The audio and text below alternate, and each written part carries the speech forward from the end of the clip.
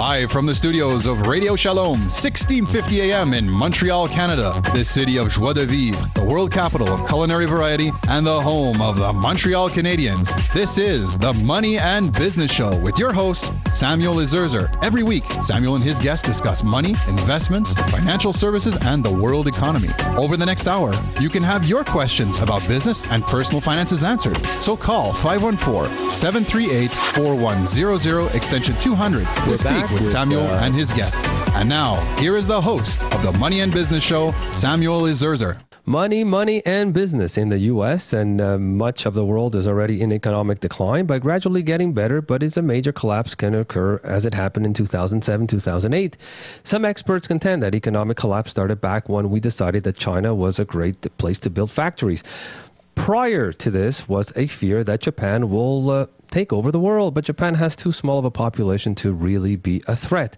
China has not only 1.5 billion population, but frankly, their people are very smart. Obviously, they come from one of the oldest civilizations on the planet and have seen their empire rise and fall many times.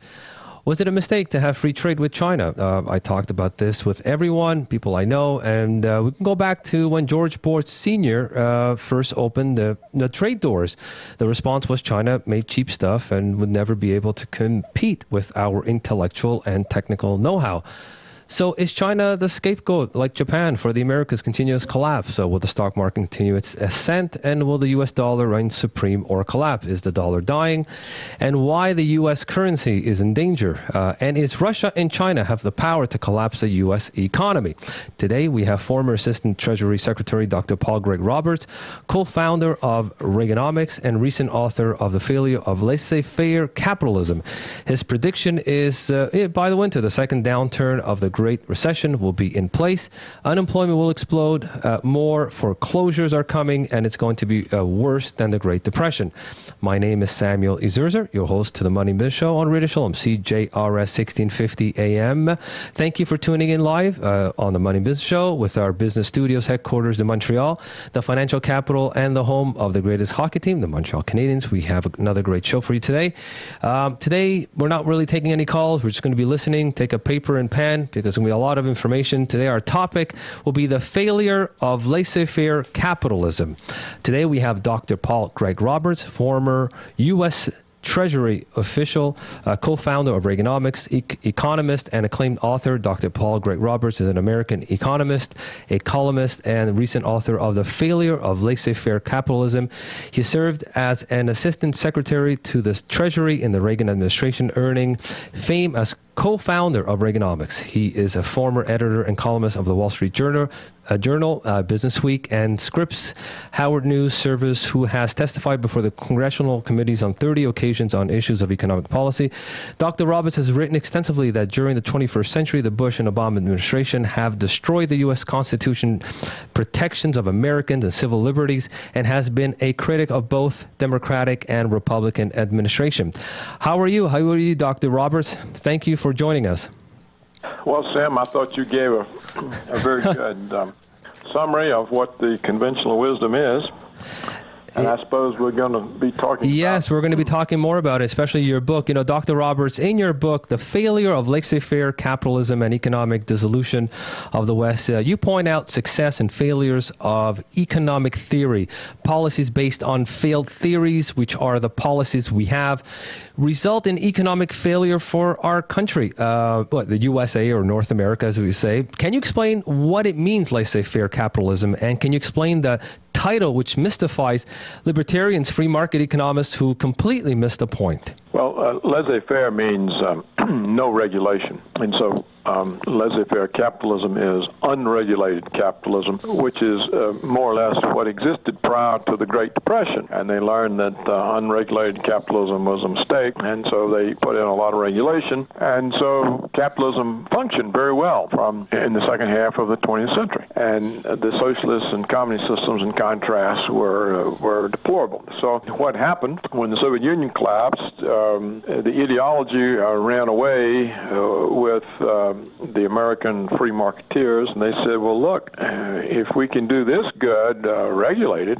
we must do even better if we're unregulated. And so they proceeded to dismantle the regulatory system that had been put in place to make capitalism humane and functionable. And there have been two results of this. One has been the financial crisis, when they repealed the Glass-Steagall Act, which separated commercial banks from investment banks. They turned the financial system into a gambling casino in which big banks could bet without covering their bets. And for the last 5 years, economic policy in the United States has been directed at bailing out the handful of big banks, not at helping the people who suffered as a consequence of the fraud and illegal actions by the banks, but using those people's money in order to save the banks. The other thing that happened was the confusion of jobs offshoring with free trade.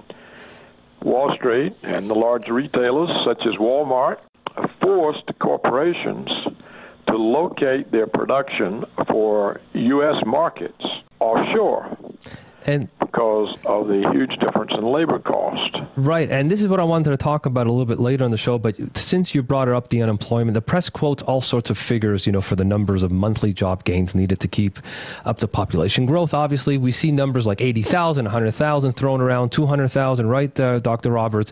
Like statistical snow as number of jobs needed each month to keep up. What is the right one, and how many jobs are really needed, Dr. Roberts, each month just to keep up with the population growth? Because I don't really believe all the numbers that they come out, the unemployment report, the non-farm as they call it. Well, to tell you the truth, I don't know. When I was in the Treasury, the job number was, I think, 150,000. Use the word accustomed to the dollar as the favored currency, the safe currency. It's a place they flee to whenever they get worried. And that tradition carries on, even though it's being undermined by the United States itself. And this all started with deregulation at that time, right? I think with George Bush at that time. It started with financial, the financial part started with financial deregulation, which began in the last few years of the Bill Clinton administration. It was the Clinton administration that was the last year or two that they repealed the Glass-Steagall Act, which separated commercial from investment banking. This was the most important financial legislation that had ever been passed. So they repealed that, and since then they've done other things. We probably don't have time to go into it. No, we won't have time. I know. So, but on the destruction of the jobs, of the destruction on the ability of the economy to create jobs, we owe this to the Soviet collapse.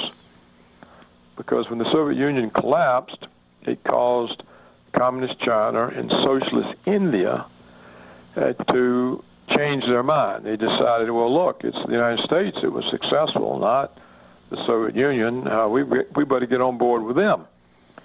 So they changed their policies, and they opened their markets to American capital. And so the Americans found out, well, look, instead of paying this guy in Detroit $25 an hour, I can hire a Chinaman for 25 cents. And look what will happen to the profits. They'll go way up, and I'll have massive multi-million-dollar bonuses. And the shareholders will get rich, and they'll be happy, and I'll be in power for a longer time. And so that change is what caused the jobs to be shifted out of the American industrial centers into China. And then the rise of the high-speed internet, so that you could send massive amounts of data with the speed of light over a computer. This let all of the firms employing college graduates hire Indians and others who could do the same skill for a fraction of the salary.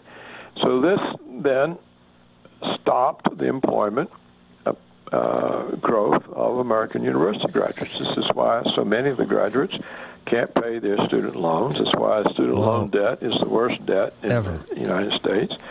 And it's why more than half of recent college graduates are back home, living with their parents in their old childhood rooms.